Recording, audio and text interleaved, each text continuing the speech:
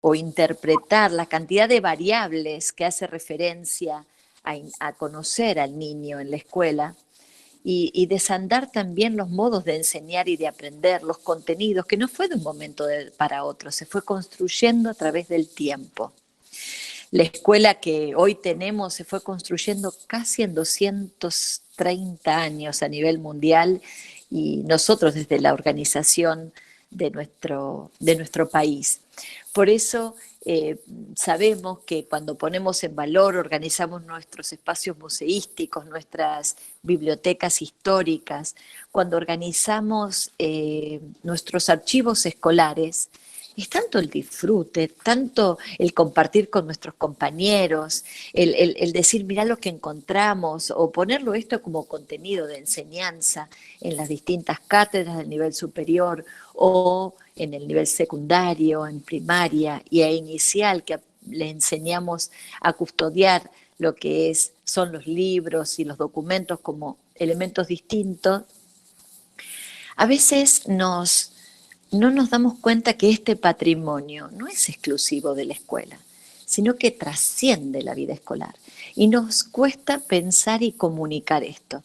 Por eso, en el día de hoy tenemos dos importantes historias de vida y trayectorias profesionales para compartir su saber y alentarnos a organizar. Por un lado, Luciana nos va a ayudar a armar un plan de comunicación del patrimonio histórico educativo de las escuelas.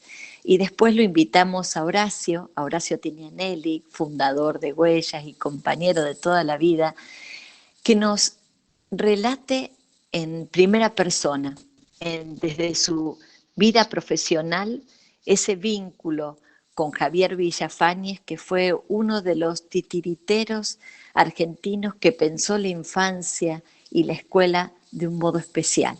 Así que le damos la bienvenida a Luciana, que está muy lejos, y Flavia la va a presentar. Hola Flavia, ¿estás por allí? Hola, sí, acá estoy. Buen día a todos. Como siempre, gracias Marcela y gracias a todos los que se reúnen en estos jueves tan mágicos para muchos de nosotros.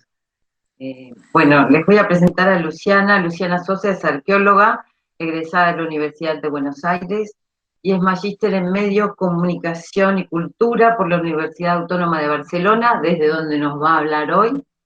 Y lo que la convoca y nos hizo convocarla es que está interesada en la comunicación del patrimonio y la ciencia para poder acercarla a todos los públicos y sobre todo para incentivar la participación ciudadana en esto bueno, que a nosotros nos interesa tanto, que es conservar el patrimonio y comunicar cosas que estudiamos y que investigamos sobre el patrimonio.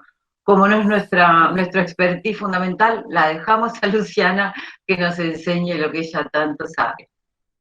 Luciana, ¿estás por ahí? Aquí estoy. Buenas tardes para mí. Les voy a pasar a mostrar una presentación que tengo preparada para ustedes. Un minuto.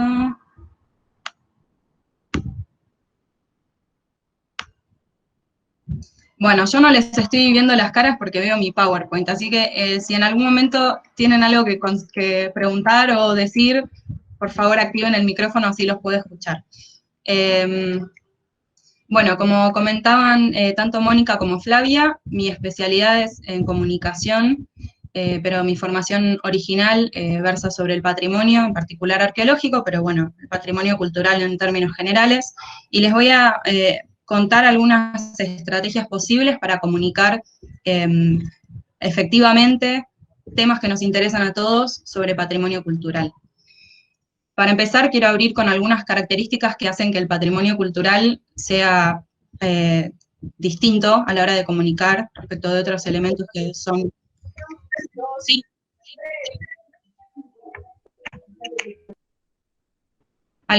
Perdón. Pensé que alguien me preguntaba algo. Disculpen. Decía, el patrimonio cultural tiene algunas particularidades a la hora de comunicar. Por un lado, como ustedes ya sabrán, y de acuerdo a las definiciones de UNESCO, tenemos tanto elementos tangibles como intangibles. Los elementos intangibles suelen presentar por ahí algunas algunos desafíos más grandes a la hora de comunicar, dependiendo del medio, aunque hoy por hoy los medios audiovisuales nos dan muchas opciones y formas más atractivas de presentar productos comunicacionales. Y por otro lado, el patrimonio cultural está íntimamente relacionado con identidades colectivas de distinta clase, políticas, sociales, culturales, y en tanto aliadas a estas identidades colectivas, existen distintas posturas que se aplican a estos elementos de patrimonio cultural alrededor de sus significados, de la posesión. Entonces es importante tener en cuenta todas estas particularidades, y yo particularmente prefiero a la hora de comunicar ser explícita en mis posicionamientos, teniendo en cuenta que no existe una forma de comunicar que sea plenamente objetiva, y esto nos permite ser más claros a la hora de comunicar y que llegue al público de la manera que lo queremos. Les propongo entonces que para generar productos de comunicación pensemos en armar un plan de comunicación que se adapte específicamente al caso de lo que nosotros queremos presentar. Preparar un plan nos va a permitir, por un lado, definir los elementos principales que queremos comunicar, pensar en los canales adecuados y en los públicos a los que queremos acercarnos, adecuar el mensaje tanto a los canales como a los públicos, y generar estrategias de evaluación y de mejora continua del plan, que van a ser fundamentales. Estos son algunos de los elementos principales que pueden estar incluidos en un plan de comunicación. Por un lado, la fundamentación, por qué proponemos este plan, qué lugar viene a ocupar este producto comunicacional dentro del ecosistema mediático del patrimonio cultural, qué perspectivas adoptaremos en cuanto a la comunicación, si entendemos que va a ser un elemento de divulgación o de transferencia, que implica una postura verticalista de la comunicación, o si hablamos de comunicación pública, que es más dialógica, por ejemplo. Por otro lado, los objetivos puntuales que queremos lograr con este proyecto, idealmente en el corto, mediano y largo plazo, pero bueno, va a depender obviamente del largo total del proyecto que se quiere implementar, y el impacto en lo posible en términos mensurables, que pueden ser creados ad hoc y de acuerdo obviamente al caso, pero esto nos va a permitir en el final evaluar, que es uno de los puntos principales. Los públicos meta, los públicos a los que nos queremos acercar, y de los públicos meta van a depender los canales, qué medios de comunicación vamos a utilizar. No es lo mismo comunicar para adolescentes que para gente de 60 años para arriba, por ejemplo. Hay distintas formas de llegar y formas más efectivas y canales más efectivos. En esto también se va a poder pensar, de acuerdo con los canales y los públicos meta y nuestros objetivos, qué clase de producto vamos a generar. Puede ser un video, puede ser un podcast, puede ser una nota periodística que se pueda publicar en un diario virtual o en uno en papel. Todo esto de acuerdo con todo lo anterior. Y la parte fundamental para que no se nos vuele la peluca y no nos vayamos lejos de este plan, que va a ser el presupuesto y la programación.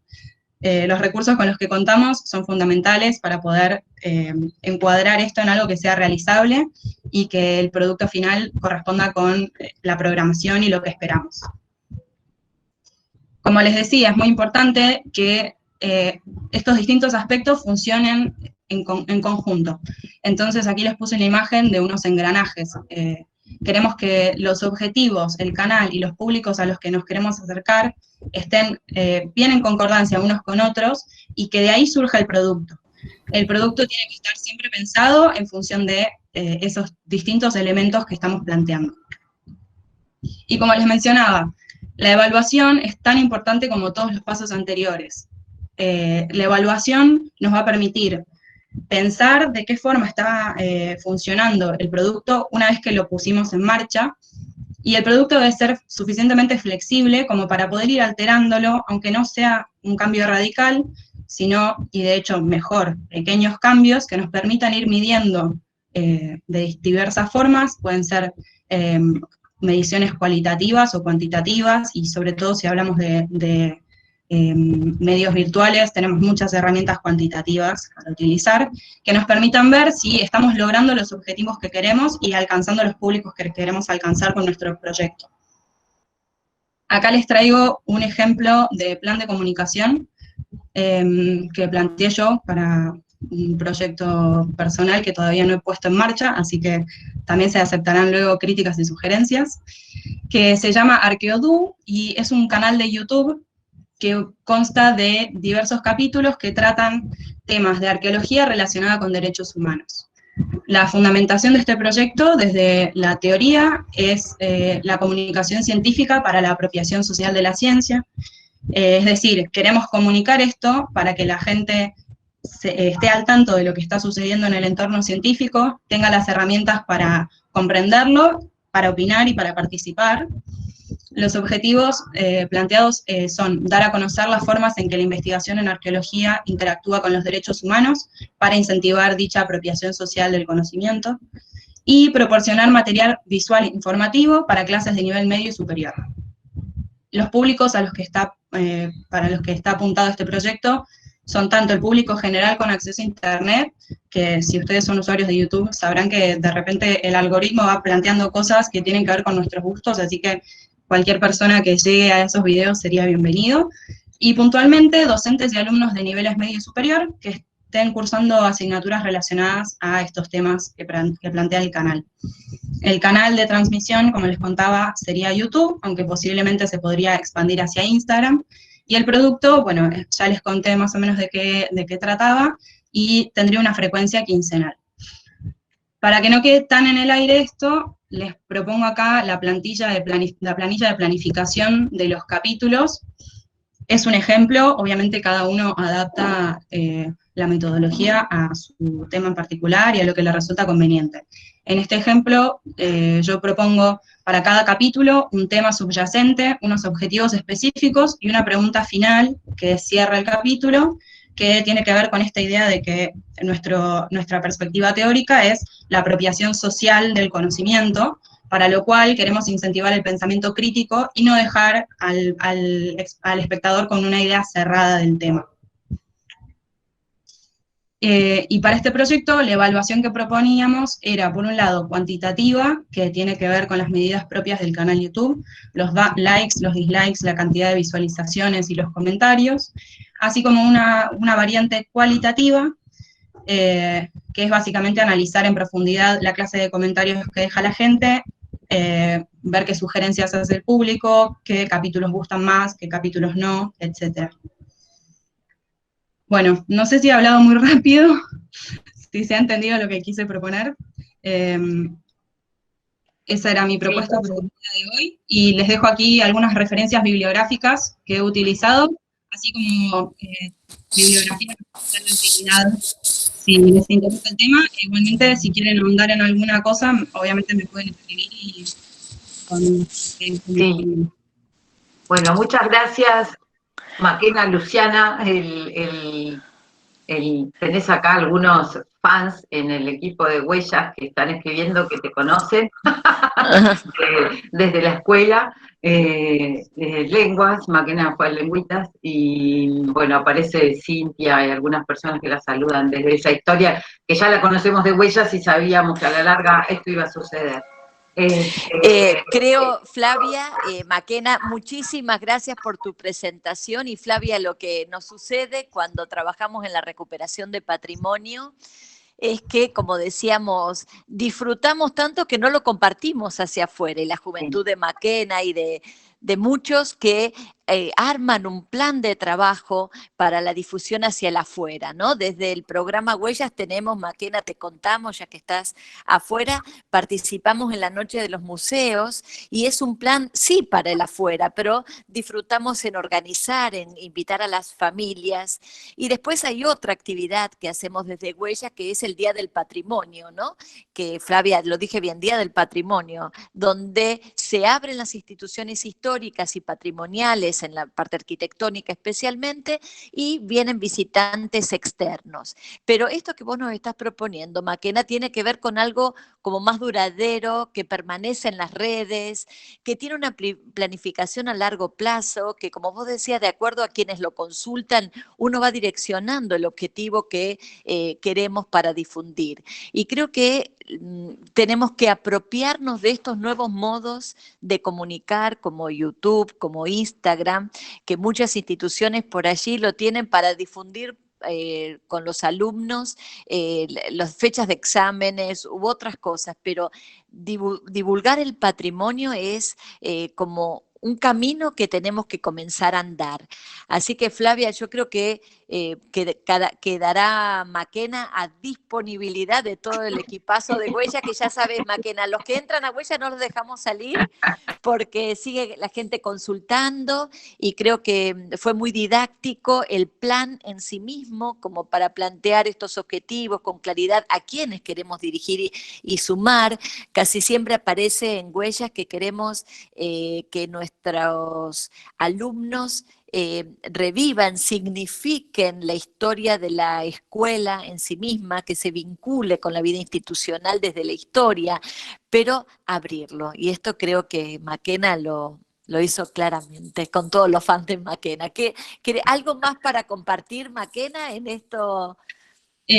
No, simplemente tengan en cuenta que les hice un resumen muy breve, pero si les interesa algún tema en particular, tengo un montón de bibliografía, más o menos divertida para leer, pero ya que está en cuarentena, quizá les puede interesar. Y obviamente esto del plan también se aplica para acciones que son en vivo y en directo, digamos. Es como una idea de decir, bueno, somos tan ordenados para investigar un montón de cosas, quizá la comunicación la dejamos en un segundo lugar, y hoy más que nunca que estamos dependiendo de la virtualidad, está bueno poder organizarlo y pensarlo tan sistemáticamente como las otras cosas que hacemos para nuestros trabajos.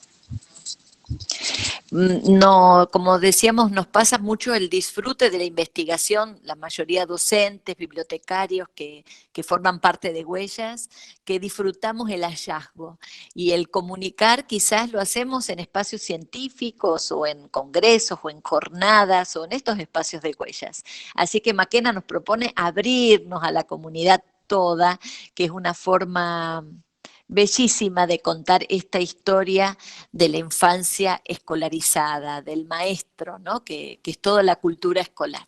Muchísimas gracias, Maquena, muchísimas gracias, Flavia, y bueno, pondremos a disposición toda la presentación de Maquena, que después Milagro la difunde y la divulga. Y vamos a dar paso a Horacio. Horacio, ¿estás por allí?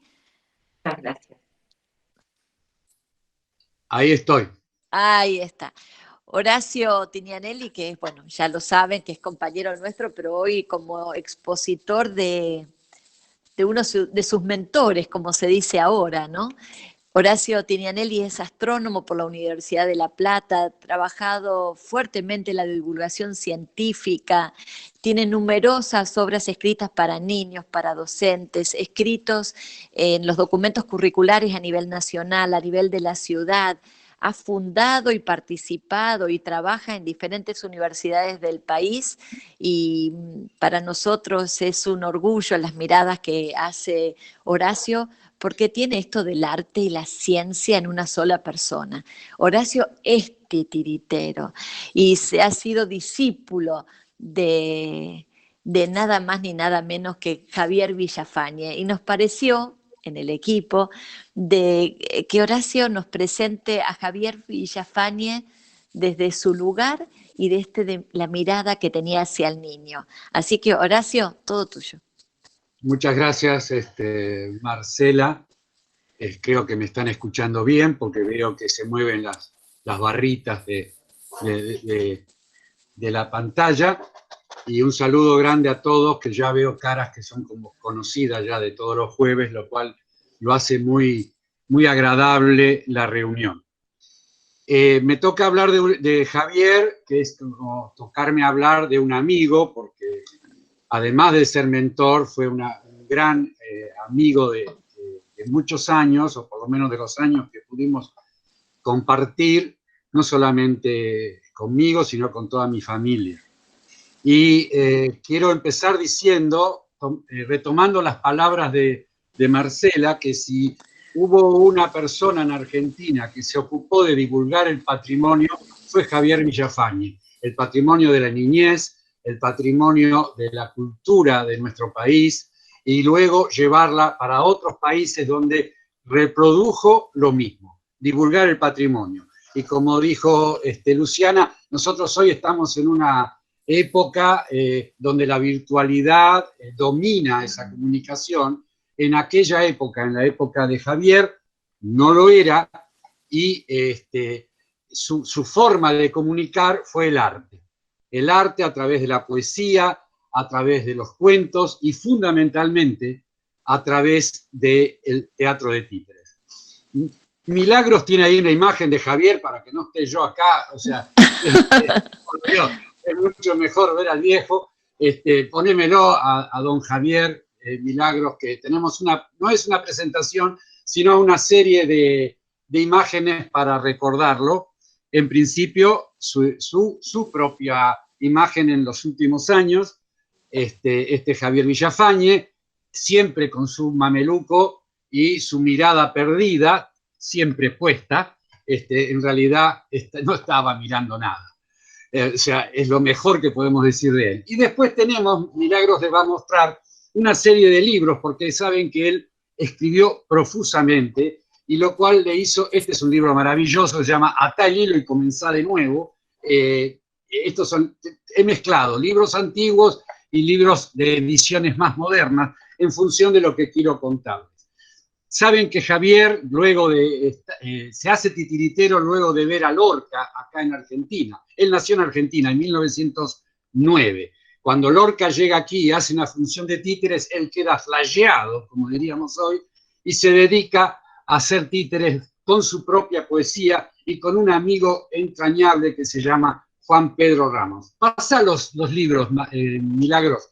Es simplemente para que recuerden todas las bibliotecarias que tenemos en el grupo, que muchos... Estamos tratando de que pase, Horacio. Así bueno, que estamos ahí, lenta la compu. No importa, pero estos libros están en muchas de las bibliotecas del país, porque fueron incorporados desde el comienzo.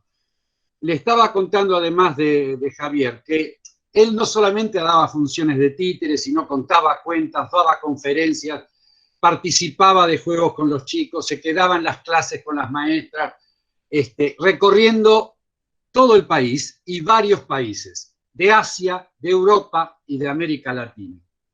Es un señor muy particular en su vida personal, tuvo 8 esposas declaradas y otros tantos fuertes enamoramientos, con 10 hijos maravillosos, que son muchos de los cuales todavía están en Argentina, otros en Venezuela. Por uno de los libros que ya pasó, pero yo lo tengo por aquí, luego se los voy a mostrar, que se llama Don Juan el Zorro, el gobierno de aquella época, hablo de mediados de los 60, lo reprimió, lo prohibió, y él tuvo que abandonar el país, en principio a Venezuela y luego a España, desde donde continuó haciendo. Ahí tienen Don Juan el Zorro en la versión de Coligüe. Después, si tenemos, vuelven a mí, yo les voy a mostrar la versión original de Don Juan el Zorro, y esto es un tema muy particular, porque de acuerdo a las versiones que uno tenga, puede encontrar algunas perlas importantes, como las que le voy a contar dentro de un ratito. Bueno, ¿qué es lo que hace Javier? Javier es una persona comprometida en cada momento de todos sus tiempos con el hombre, con la soledad del hombre, y fundamentalmente por su inserción social. Yo creo que podemos ver algunas imágenes de él en los primeros tiempos. ¿Puede ser, Milagros? Ahí está, con Juan Pedro Ramos, en las primeras funciones de títeres, allá por 1934. La primera función se dio en el barrio de Belgrano, aquí en una especie de carromato donde habían armado el teatro de títeres, y luego a través de ese carromato se fueron yendo a distintas partes del país, y en todos los lugares paraban en baldíos o en las escuelas para dar funciones de títeres que escribían ellos mismos. Así entraban en las escuelas, era una cosa totalmente nueva, y algo que hizo Javier fue recoger los cuentos populares de cada pueblo a donde iba y recontarlos, ya sea como narraciones o como obras de títeres. Esto hizo que empezar a acumular una cantidad de material en términos de leyendas y de cuentos que los padres le cuentan a los niños, que le habían contado a ellos, extraordinario, que lo trocaba por funciones de títeres o por poemas. ¿Hay otra más, Milagros? A ver, hacemos otra foto. Ahí tenemos una de las primeras funciones en un baldío de Belgrano, donde está actuando Villafañe para todo ese cúmulo de niños. También tenemos otra foto antigua, donde se ve bien el carromato y algunas personas amigas, en este caso es Ruth Jardín. Él se relacionaba con artistas, con plásticos, con escultores, con escritores, pero también con científicos y con todo tipo de personaje que colaboraba con el teatro de títeres dándole información o ayudándolo con las escenografías, con los poemas que él mismo escribía. Dame otra más, Milagros. Esta es una reproducción de la carreta original que se llamaba La Andariega y Javier ya entrado en años posando en esa reproducción. Les cuento además que hay una película que pueden ver de Marcelo Altman que se llama La Andariega del Río y cuenta a la vez que Javier hizo títeres en una canoa. Agarró una canoa, empezó a recorrer el río Paraná y se fue tocando todas las poblaciones y las islas haciendo títeres con una canoa. Esta película es interesante, además porque para la época en que se filmó, Javier y yo teníamos cierta amistad, hacíamos espectáculos juntos, él contaba cuentos, yo hacía los títeres, con sus obras por supuesto, y en esa película me tocó hacer los títeres y darle voz al personaje de Javier. Dame una más. Aquí están una otra foto histórica y a la derecha lo ven a Javier con su última esposa, Luz María Zambrano, en un espectáculo muy particular que se llamaba el Teatro que Camina, donde Javier se ponía un teatro encima y caminaba por el escenario entre los chicos haciendo títeres. Ya tenía arriba de 80 años. Una más. Ahí, que esta es una de las que más me interesaba contarles, ya trabajando solo, Javier Villafañe, con su teatro, en una de las escuelas que es en Santa Fe. Es en Santa Fe. Y ahí están prestándole los títeres a los chicos para que puedan jugar y posar en esta foto histórica. Yo, una más, a ver, creo que hay, bueno, acá tienen una foto donde muestran a Javier y el que les está hablando en otra época, ya todavía con más pelo, un pelo distinto. La gente puede darse cuenta que esta es una foto muy, pero muy antigua. Estamos hablando del 90. Él en ese momento fue declarado ciudadano ilustre de la ciudad. Yo actué en el acto ahí en la magistratura y esta es una de las fotos más entrañables de aquella época. Ahora, volver a salir ahí, ya está. Milagros, podés salir de esa presentación. Pero nos encanta esa foto, Horacio, nos encanta. Bueno, me alegro mucho. Nos enorgullece estar cerca de alguien que pudo aprender, compartir, disfrutar y tener esas ideas tan fundantes. Yo lo de la conocí infancia a él del arte. En la democracia, y él me vio hacer los espectáculos de astronomía para niños a través de los títeres, y un día me llamó a su casa, yo estaba enloquecido, porque me quería dar algo para que yo tuviera en custodia. Y se los voy a mostrar, que creo que es la primera vez que esto se muestra, y no siquiera está escaneado. ¿Ven? No sé si la cámara lo toma bien, porque tengo una cámara muy mala, pero prometemos que lo vamos a mostrar. ¿Se ve lo que estoy mostrando acá? Ahí está. Ahí está. Ahí Ponlo está. más arriba. Ahora arriba. sí. Ahí está, Ahí. más. Más, ahí. A ver, ¿qué es eso? Eso es una carta natal. natal. Una carta natal. Porque como yo soy astrónomo, Javier me llama para mostrarme la carta natal de uno de sus títeres, que le hizo una astróloga venezolana, le hizo una carta natal al títere. Entonces, me lo dejó en custodia para ver si yo lo podía descifrar. Y efectivamente, yo me puse a estudiar astrología para poder descifrar la carta astral de un títere de Maese Trotamundo. Desde ahí nos surgió una amistad muy grande y además la posibilidad de hacer espectáculos juntos, como les conté, y conocer otros aspectos de Javier. Todos conocen, o muchos conocen en Argentina, El Gallo Pinto, que es un libro de poemas que también está cancionado por el gran Coco Romero, y que una de las ediciones más interesantes es esta, de Colombo. Qué mal que anda la cámara hoy, pero les aseguro que la estoy mostrando. Es esta, de Colombo, que en muchas bibliotecas todavía está. Cuídenla mucho porque se hicieron nada más que 500 ejemplares, todos firmados por Javier, y hechos con xilografías hechas por niños de la escuela Ramón Hernández de La Plata. ¿Podés abrirlo, Horacio? Puedo abrirlo y tiene xilografías. ¿Se ve más o menos bien? Sí. Tiene xilografías que ilustran los poemas del Gallo Pinto.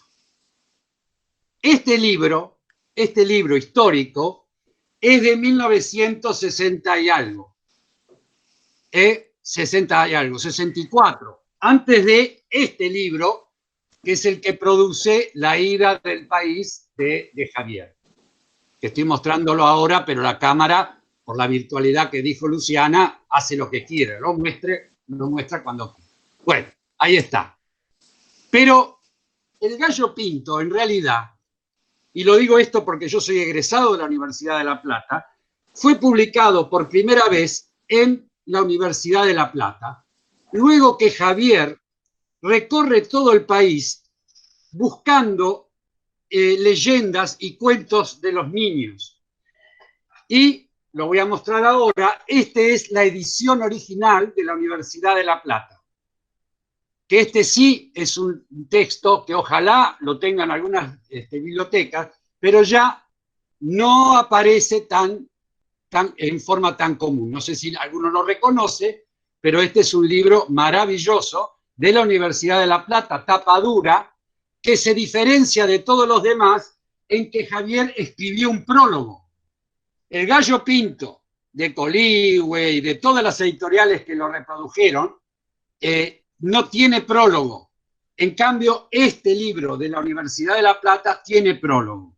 Y yo elegí, en función de la consigna de hoy y de Marcela y de la idea que tenemos en Huella, elegí leerles un pedacito del prólogo del Gallo Pinto, escrito por Javier Villafañe en 1942. Y creo que nos va a permitir tener una semblanza de la infancia de ese momento. Si ustedes me permiten, con todo respeto, voy a tratar de leerlo. Y dice así: en carros, en trenes, en barcos de carga, en camiones, he viajado por el interior del país. Llevo varios años recorriendo sus caminos, norte, sur, este y oeste. Pueblos y ciudades me vieron llegar con un teatro de títeres. Solía detenerme en las escuelas, armar en el patio el escenario, unas lonas de colores y un telón que jugaba con el viento, y hacer una representación. Después leía un cuento, una leyenda o un poema. Inmediatamente los niños pasaban a sus aulas y allí dibujaban y pintaban. En varias oportunidades tuve que surtirlos de papel, pinceles y acuarelas, porque en la mayoría de las escuelas del interior carecen de estos elementos imprescindibles. Entraban al aula felices, alegres, habían vivido instantes de goce puro en ese mundo de magia que les crea el títere. Rieron con todas sus ganas. Iban a ilustrar ahora la leyenda, el cuento, la ronda o la canción que acababan de oír de labios del titiritero. Solos, en absoluta libertad, dibujaban y pintaban las escenas del relato que más les había impresionado. En menos de una hora concluían el trabajo. Los resultados eran maravillosos. Muchas veces sorprendían a sus propios maestros.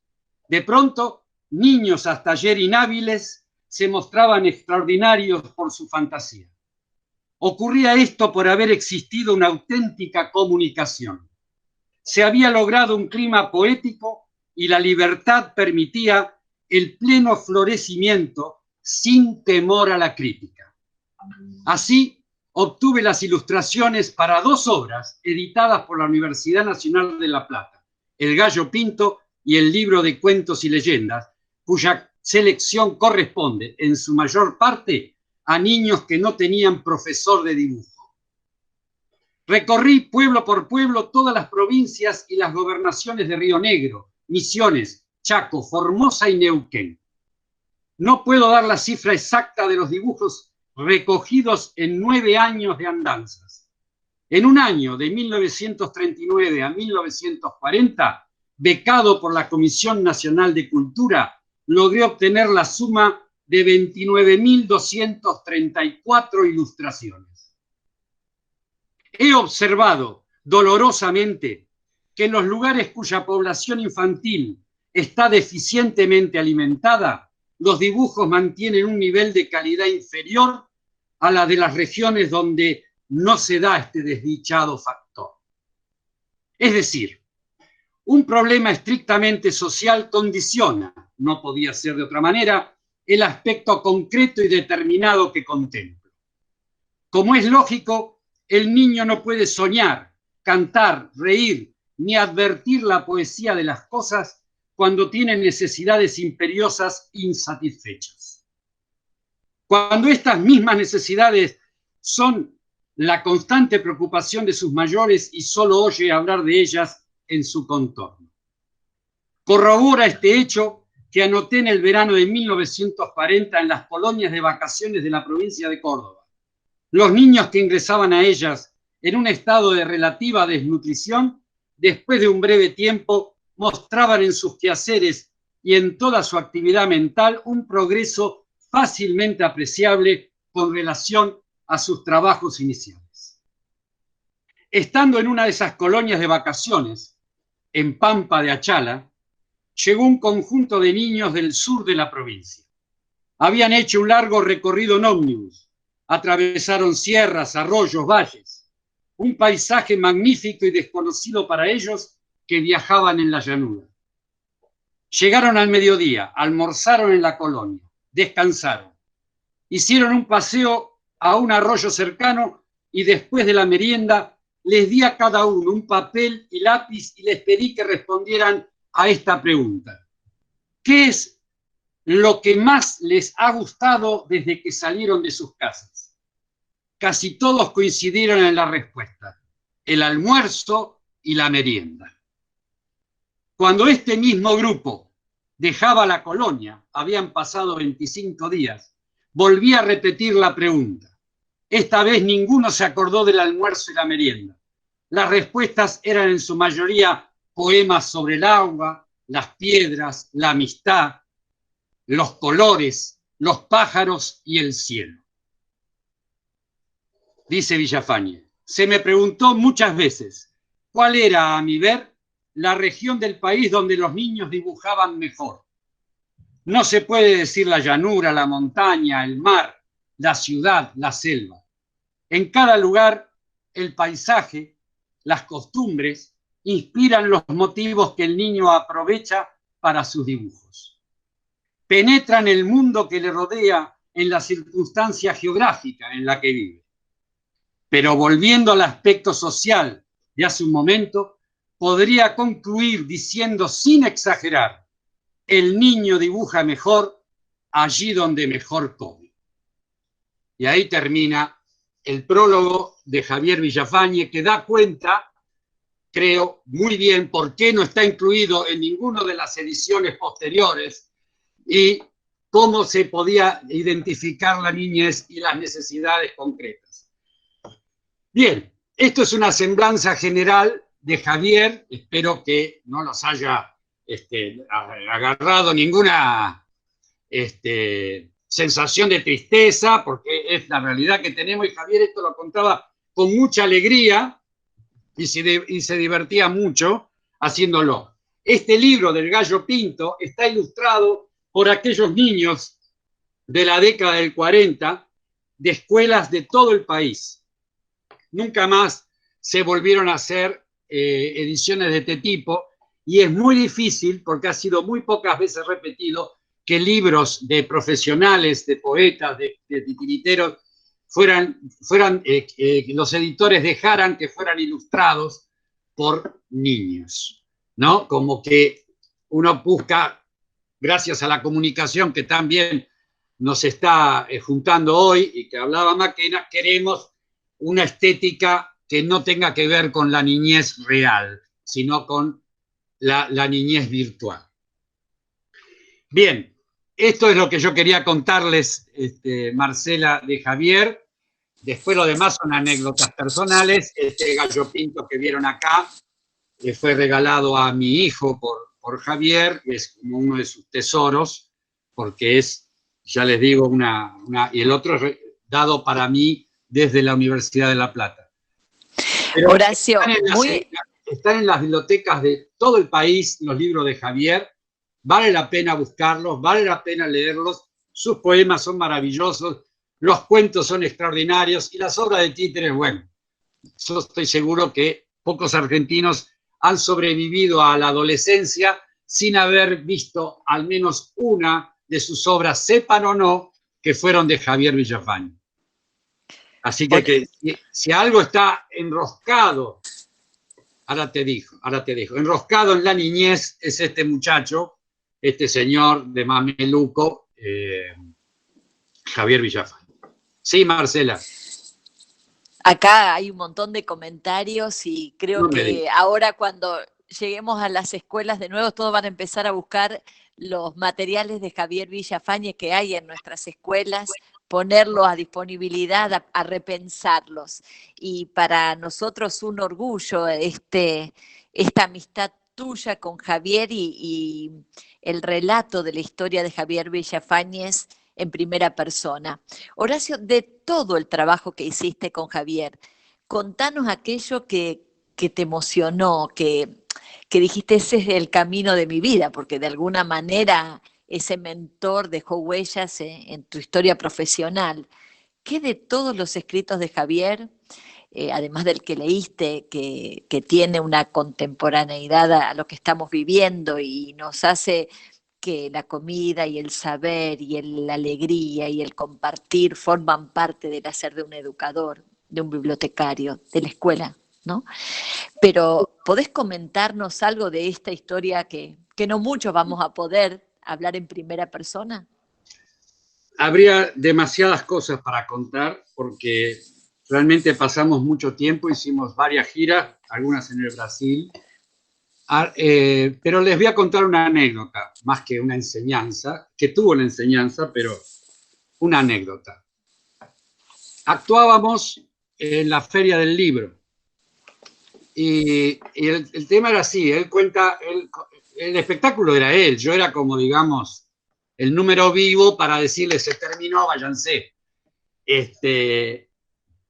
Entonces él entraba, había un retablo, mi retablo, y entonces él entraba y empezaba a hablar con la gente, 2.000 personas en esa sala, no me acuerdo cómo se llama, José Hernández, no sé, era 2.000 personas, y él sentadito con el micrófono y contándoles cuentos.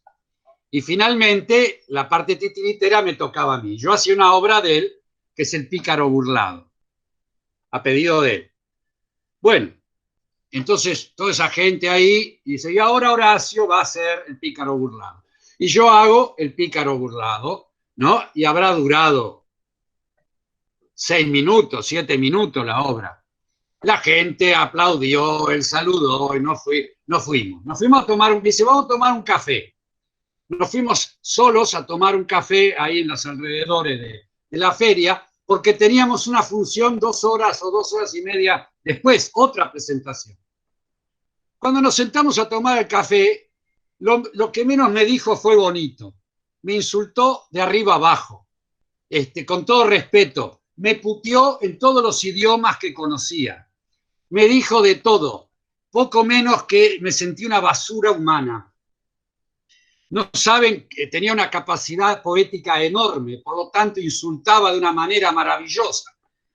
Así como era fantástica sus metáforas, sus insultos eran lacerantes. Entonces me sentí un tipo, el peor de los tipos, que toda la obra que hice era un desastre, que todo estaba mal hecho, pero de todo me dijo. Y no me dijo qué tenía que hacer para enmendar eso. Y digo, pero tenemos otra obra, ahora sí, espero que no hagas esa estupidez que hiciste. Pero no saben todo lo que yo creí que era eficiente, por lo menos. No, la gente estaba contenta, pero se ve que estaba contenta con él. Pero no sé, yo me sentí la última, no saben cómo explicarlo. No sé cómo explicárselo, la sensación de terrible. Y me dice, la obra, te lo voy a decir una vez sola, tiene que durar 2 minutos y medio. 2 minutos y medio. Toda esa obra, 2 minutos y medio. Sí, así que dejate de joder con esto, con el otro. No, bueno. Y después volvimos y era una dulzura, una maravilla de persona. Y yo temblaba. Otra vez comenzó, se llenó, más de 2.000 personas, todos apretados, muchos adultos porque era más o menos nocturna.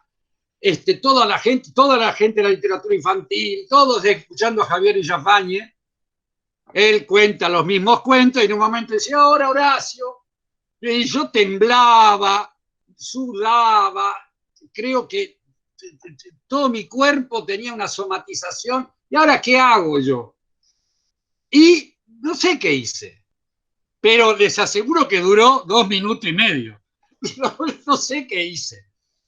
Y no me puedo olvidar porque salí y era una ovación, era una cosa, si yo había escuchado antes un aplauso enorme, en ese momento sentí, qué sé yo, que era la cancha de River, porque la gente, y él me mira en el escenario, ¿no? Y me guiña un ojo, me dice, ¿viste?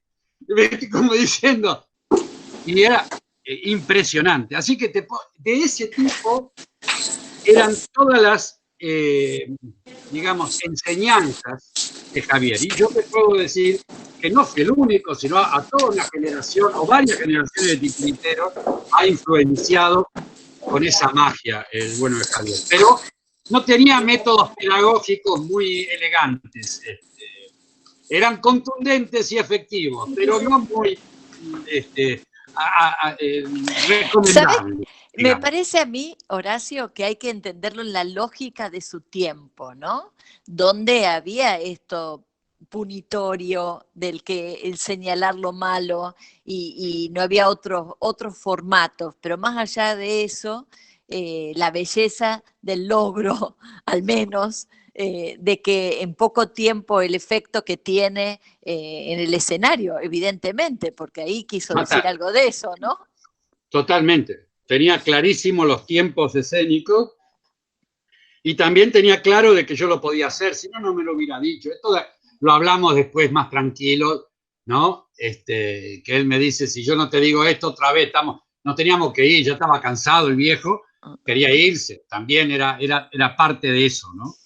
Pero les cuento este detalle, como puedo decirles muchos otros, pero digamos, porque aquello me marcó y dije, basta, el viejo tiene razón, las cosas breves son breves, las cosas que no son breves hay que hacerlas breves, porque como esta charla que estamos teniendo me parece oportuno ir cerrándola, y que los que les interese vayan a buscar los libros de Javier, que son la letra mejor que lo que les puedo contar yo. Acá cuentan, Horacio, conocí el teatro de Polo gracias a vos en la obra Galileo, excelente discípulo y con huella propia. Qué hermoso lo que están diciendo, Horacio, felicitaciones. Hay Gracias. algo, una foto hermosa que pusiste al final, pero yo quiero hablar de esa foto y con esto cerramos este encuentro y que tiene que ver con una amistad y un legado de la educación. Y escribí estas palabras de la amistad de Javier Villafañe con Olga y Leticia Cosettini. No sé si, Milagros, podés poner esa última foto donde está Javier Villafañe con unos chicos, esa es de la escuela de Olga Cosettini, y dice, los relatos de docentes visitantes de la escuela y algunas fotos del archivo Cosettini nos ayudaron a revivir el impacto pedagógico de esta amistad.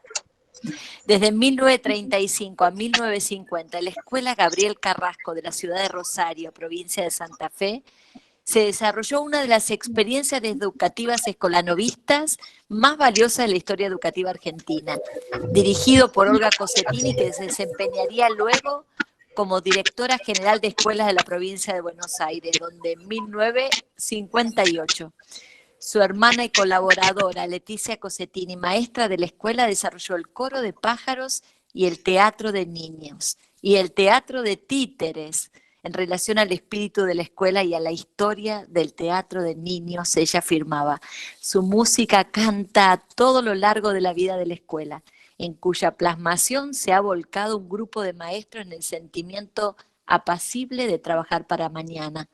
No hemos querido preconizar qué es lo que puede hacerse. Hemos preferido soñar y construir.